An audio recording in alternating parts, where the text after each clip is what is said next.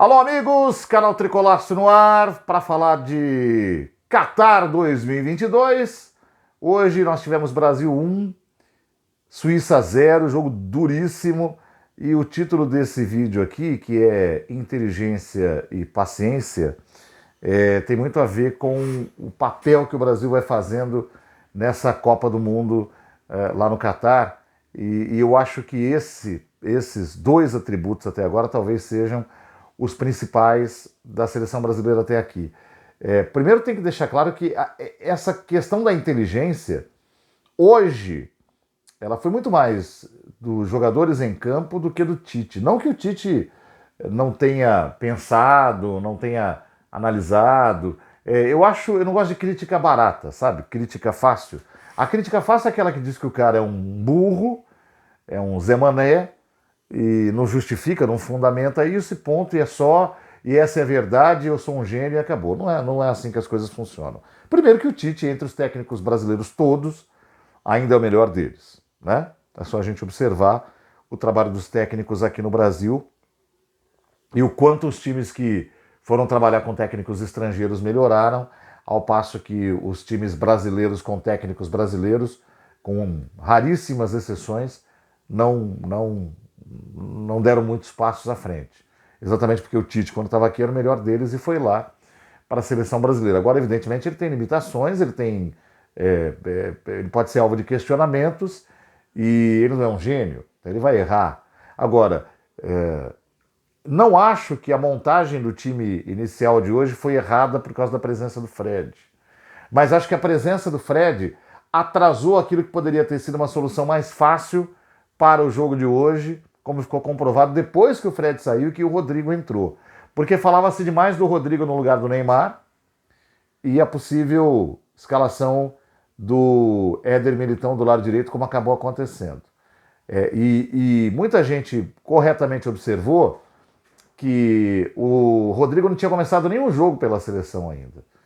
E que o Rodrigo também, muitas vezes no Real Madrid, sai do banco. E nem sempre quando ele começa os jogos ele resolve.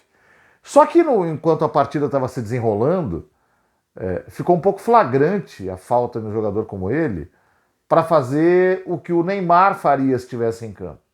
Porque a substituição do Neymar em si pela presença do Fred, não é que o Fred substituiu o Neymar, mas ele entrou numa vaga que foi aberta por causa da saída do Neymar para que o Paquetá fosse adiantado e trabalhasse por ali. Acabou não resultando em coisa muito produtiva no primeiro tempo, onde eu acho que até o Brasil tentou as melhores soluções possíveis, mas não foi tão bem. E começa mal o segundo tempo, e melhora depois que entra o Rodrigo. Agora, tem que se levar em conta algumas coisas assim. Você não pode simplesmente decretar antes do jogo que a Suíça é um time absolutamente defensivo e não colocar o Fred em campo porque ele não vai ter quem marcar porque a Suíça não agride. O histórico recente da Suíça mostra o contrário, né? A Suíça foi a responsável por jogar a Itália na repescagem das eliminatórias europeias, tendo vencido 5 jogos, e a Itália não está na Copa. E se a Itália não está na Copa, é porque ela foi parar numa repescagem onde ou ela ou Portugal sobreviveriam. E ela só chegou nessa repescagem ao enfrentar a Suíça. Então, não está errado você ponderar que a Suíça possa vir te atacar. E se você assistir o jogo Suíça e Camarões, você vai chegar à conclusão de que ele é um time que se solta e que vai para cima do adversário também. Aliás, hoje, em alguns poucos momentos, é verdade, do jogo no segundo tempo, a Suíça arriscou ir para cima do Brasil. Não teve grande êxito com isso, mas tentou. Então, baseado nisso, você entra com o Fred, que é um jogador de muito mais contenção e não de criação, e libera o Paquetá. Não deu certo. Mas o sair com o Fred no primeiro momento não acho errado, né?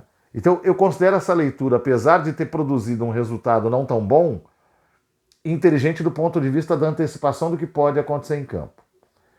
E aí você entra no segundo tempo, espera um pouquinho, aí eu concordo com o comentário que o ouvi do Casagrande hoje, se já tinha certeza de que não estava jogando bem, já podia trocar no intervalo, né?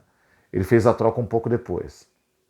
Paquetá também saiu, porque foi mais um atingido lá pela virose, que está atacando a concentração da seleção brasileira, né? Alguns jogadores foram afetados, o Antony já tinha sido, o Neymar parece estar com um pouco de febre lá, e por isso que não foi para o estádio, inclusive. E o Rodrigo mudou o jogo. Porque o Rodrigo deu a velocidade que o time não teve no primeiro tempo, e ele não trabalhou só no meio atrás da linha de atacantes, mas ele variou, ele jogou hora pelo lado direito, hora pelo lado esquerdo, e precisava mesmo entrar ali do lado direito, porque o jogo do Brasil por ali não fluía. Aliás, o Rafinha continua devendo. Rafinha é o jogador que talvez que eu mais tenha defendido a convocação nos últimos tempos para a seleção brasileira. É um jogador especial, mas não tem jeito. A Copa do Mundo é um peso gigantesco e o cara, pelo menos até agora, está sentindo um pouco, né? Há alguns lampejos em algumas participações dele, mas eu acho que se ele tiver uma outra jornada tão mediana, o Antony ganha posição, né? E agora vamos falar da paciência, que é consequência de um outro aspecto positivo desse time do Brasil, que eu já destaquei outro dia e quero repetir, porque é só a sequência que vai mostrando pra gente se nós estamos certos ou errados na avaliação, né? Mas esse time, apesar de muito jovem ainda, tem jogador de 30 anos, como o Casemiro, o próprio Neymar, o Thiago Silva que tem 37, Daniel Alves que está lá no banco com 39, mas você tem 80% desse time jovem. Só que esse time é muito maduro, cara. O Rodrigo lembra um cara veterano de 30 anos em campo, é um negócio impressionante. O que a casca de jogar no Real Madrid faz com o cara, né? Mesma coisa com o Vinícius Júnior. Esses caras hoje não têm medo de chutar no gol. É uma coisa que o jogador brasileiro tem de muito ruim, né? O jogador brasileiro, ele primeiro precisa ajeitar para chutar. E com esses caras isso não acontece. O gol do Casemiro é prova disso, né? O gol anulado do Vinícius Júnior é prova disso. O cara não hesita, ele achou o espaço, bate e faz o gol. Pena que o Richarlison estava um pouco à frente no início da jogada e realmente estava impedido e foi anulado o gol. E o Vinícius Júnior perdeu um gol no primeiro tempo também, que não se perde, mas é preciso observar aquela jogada com muito carinho, né? Porque aquela jogada nasce de uma insistência do Vinícius Júnior, numa jogada onde ele perde a bola, ele recupera, ele joga por meio, do meio a bola vem parar no Rafinha, já um pouco mais na intermediária, e o Rafinha vira o jogo do lado esquerdo para encontrar o Vinícius Júnior entrando na área para bater no gol. Só que aí ele pegou errado na bola, isso no primeiro tempo ainda, e não teve o gol do Brasil. Mas esse time não se desespera. Isso é muito positivo. Eu arrisco dizer que se o Brasil tomasse um gol da Suíça, ele ia permanecer frio, né? E é até bom que essa casca vá aumentando, porque inevitavelmente isso vai acontecer. O Brasil é uma equipe que vai tomar poucos gols na Copa, porque é uma característica dessa equipe. Mas vai tomar. Em algum momento vai tomar. Se pegar uma França da vida, vai tomar gol. Se pegar a Espanha, é muito provável que tome gol, né? Então tem que se preparar para esses momentos um pouco mais difíceis também. Mas é um time que tem muita paciência, sabe esperar o momento de chegar na área e concluir. Às vezes irrita, porque você fica esperando que isso seja rápido, mas entenda, depende muito do adversário. Eu acho que o Brasil chegaria mais rápido no gol, por exemplo, jogando com uma Espanha da vida, que é um time de alta técnica, do que hoje, porque hoje havia uma preocupação excessiva da Suíça em se defender, como houve no primeiro jogo da Sérvia, uma preocupação excessiva em se defender, para tirar espaço do Brasil. E aí realmente fica mais difícil. Quando você joga com times que tiram espaço, fica mais difícil. Quando você joga com a Espanha, ela tira espaço, mas não tanto, porque o foco da equipe é mais ofensivo do que defensivo, né? E essa paciência é fundamental e ela é benéfica para o time. Porque se você não se desespera, as jogadas saem com naturalidade, saem bem, tá? Agora tem o jogo de Camarões, na sexta-feira. Acho que o Tite até deve pensar em trocar algumas peças, porque o Brasil, se terminar em primeiro, joga na segunda-feira já. Então, até para manter a galera mais descansada e tal. Agora, quem será que o Brasil vai pegar, hein? Essa é uma pergunta interessante porque não é soberba, não. Mas hoje não dá para ter medo do Uruguai em segundo no grupo de Portugal. Não dá para ter medo de Gana. E não dá para ter medo nem de Portugal. Apesar dessa seleção ter se classificado em primeiro também. Aliás, só Brasil, França e Portugal se classificaram para as oitavas de final já, né? Mas são todos times, tirando a França, que hoje não assustam o Brasil. E quando eu digo não assustam, não é no sentido soberbo da coisa. O Brasil está mais pronto que esses times, é um negócio impressionante. Até com a Espanha dá jogo para o Brasil. Até com a Espanha. Agora, pergunta do dia foi, né? Todo lugar. E aí, Neymar fez falta? É o seguinte, um cara como Neymar sempre vai fazer falta. Faz falta no Paris Saint-Germain, fez falta quando não pôde jogar no Barcelona, faz falta na seleção brasileira. Eu acho que a diferença fundamental é a imagem de 2014 versus a imagem de 2022. Em 2014, quando o Neymar se machuca e não pode mais jogar a Copa, o time vai para campo contra a Alemanha segurando a camisa do Neymar, os caras com a mão no peito, nego com lágrima descendo, sabe? Numa coisa bizarra mesmo, desnecessária.